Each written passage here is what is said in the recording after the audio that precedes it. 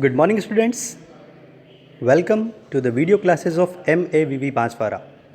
Myself, KK Soni, Senior Teacher Science, and today I brought a video lesson for class 8th, chapter 3rd, and the title of the chapter is Synthetic Fibers and Plastics. In your previous classes, you have learnt about fibers. Fibers are mainly of two types, natural fibres and synthetic fibres. इस chapter में particularly हम synthetic fibres और उनके types के ऊपर discuss करेंगे। बच्चों, synthetic fibres वे fibre होते हैं जो हमारे द्वारा बनाए जाते हैं। They are strictly man made fibres that are made through various chemical processes. इनके कॉमन एग्जाम्पल्स होते हैं पॉलिएस्टर, नायलॉन, एक्रिलिक एट्सेट्रा। अब इस चैप्टर में टॉपिक्स पर जाने से पहले हम कुछ बेसिक डेफिनेशंस के ऊपर डिस्कस करेंगे, जिनमें पहला डेफिनेशन है मोनोमर्स। मोनोमर्स वो स्मॉल केमिकल यूनिट्स होते हैं जिनसे मैक्रोमोलिक्यूल्स या लार्ज मॉलिक्यूल्स फॉर्म होते हैं। डेफिनेशन देखते हैं हम इसका। Small chemical unit by which synthetic fibres and plastics are formed is called monomers. वो छोटे केमिकल यूनिट जिनसे सिंथेटिक फाइबर और प्लास्टिक्स बने होते हैं उन्हें हम मोनोमर्स कहते हैं। सेकेंड डेफिनेशन है पॉलीमर्स के बारे में। पॉलीमर्स वो लार्ज मॉलिक्यूल होते हैं जो मोनोमर्स की जॉइनिंग की वजह से बनते हैं। अगर हम वर्ड पर जाएं तो ये दो अलग अलग वर्ड्स की कॉम्बिनेशन से बना है, जिनमें पहला वर्ड है पॉली, दैट मीन्स मैनी, और दूसरा वर्ड है MER, मर, that means parts. So a large molecule that has many parts. अब हम चलते हैं टॉपिक वाइज डिस्कशन पे, और पहला टॉपिक है आपका types of synthetic fibres.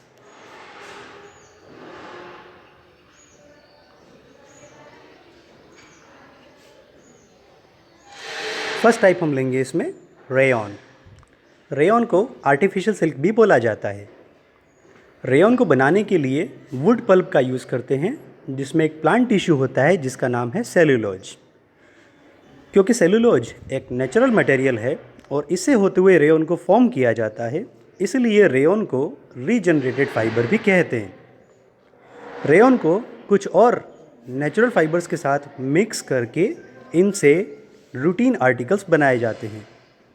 For example, rayon को कॉटन से मिक्स करके जो ब्लेंडेड फाइबर बनता है उसे बेडशीट्स बनाने के लिए यूज़ किया जाता है। सिमिलरली, रेयॉन को वूल के साथ मिक्सअप करके ब्लेंडेड फाइबर से कारपेट बनाए जाते हैं। तो बच्चों, ये सभी रेयॉन के बारे में। नेक्स्ट सिंथेटिक फाइबर है नायलॉन। नायलॉन सबसे पहले बनने वाला फुली सिंथेटिक फाइबर है। Term fully synthetic fibre means fibre that is completely made by chemicals. No natural element is used. इसे बनाने के लिए जिन मोनोमर्स का यूज़ किया जाता है उनके नाम हैं एडिपिक एसिड एंड हेक्सामिथाइलिन डाइअमीन। इसे आप याद रखिएगा बच्चों, ये एग्ज़ाम के हिसाब से बहुत ही इम्पॉर्टेंट है क्योंकि इसको फ्रिक्वेंटली पूछा जाता है। मोनोमर्स के नाम क्या हैं? Adipic acid and hexamethylene diamine. अब हम कुछ प्रॉपर्टीज़ के ऊपर गौर करते हैं। Nylon strong, elastic, light and lustrous fibre होता है। स्ट्रॉन्ग होता है, स्ट्रेचेबिलिटी होती है इसमें, ये वेट में हल्का होता है, लाइट होता है और शाइनी फाइबर है। वेरियस रूटीन आर्टिकल्स जैसे कि सॉक्स, रॉप्स, टेंट, पैराशूट्स, ये सभी नायलॉन के बने हुए होते हैं। नेक्स्ट सिंथेटिक फाइबर है पॉलिएस्टर। पॉलिएस्टर से बनने वाले जो फैब्रिक्स होते हैं वो रिंकल फ्री होते हैं। यहाँ टर्म रिंकल फ्री का मीनिंग है ऐसे फैब्रिक्स जिनके ऊपर क्रीजेस फॉर्म नहीं होती हैं। इसमें जिस मोनोमर को यूज़ किया जाता है उसका नाम है एस्टर। एस्टर का आइडेंटिफिकेशन होता है कि इसका स्मेल फ्रूट लाइक होता है, फ्रूटी स्मेल होता है। इसके कॉमन एग्जाम्पल हैं टेरिलिन, PET का फुल नेम होता है पॉली इथाइलिन टेरेफ्थैलेट, जिसका यूज़ किया जाता है बॉटल्स, यूटेंसिल्स और वायर्स बनाने के लिए। रेयॉन की तरह ही पॉलिस्टर को भी अलग अलग फाइबर्स के साथ मिक्स करके ब्लेंडेड फाइबर बनाए जाते हैं। For example, polywool is a mixture of polyester and wool fibre. Similarly, polycot is a mixture of polyester and cotton fibre. तो पॉलिस्टर के बारे में ये सब मेजर फैक्ट्स हैं जो आपको एग्ज़ाम पॉइंट ऑफ व्यू से रिमेंबर करने हैं। फोर्थ सिंथेटिक फाइबर होता है एक्रिलिक। एक्रिलिक को हम आर्टिफिशियल वूल भी कहते हैं because it resembles with the texture of natural wool. ये वूल का एक चीपर अल्टरनेट है और इसका use sweaters, shawls and blankets बनाने के लिए किया जाता है। तो वापस एक बार रिवाइज कीजिए, हमने कौन कौन से सिंथेटिक फाइबर देखे। First rayon, second nylon, third polyester and fourth acrylic. In fibres के बाद नेक्स्ट टर्म है पेट्रोकेमिकल्स।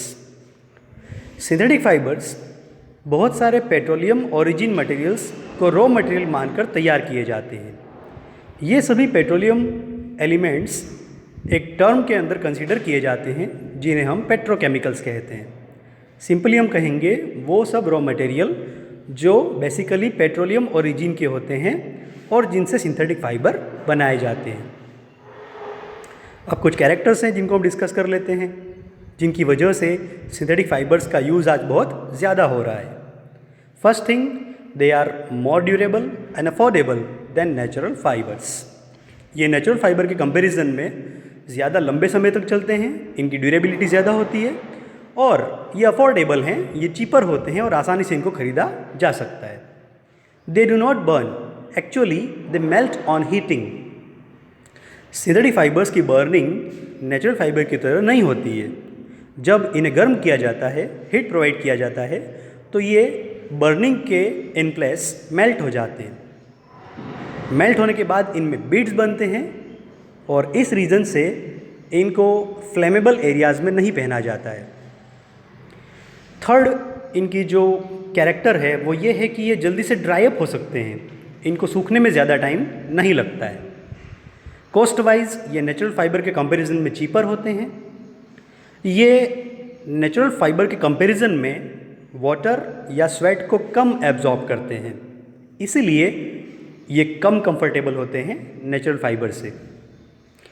और फाइनल बात है कि इनका मेंटेनेंस बहुत ही इजी होता है। तो बच्चों, आज हमने वेरियस सिंथेटिक फाइबर्स को पढ़ा और इनके कैरेक्टर्स के बारे में डिस्कस किया। You all have notes and PDF of this chapter already, so revise it and do all the questions. Thank you.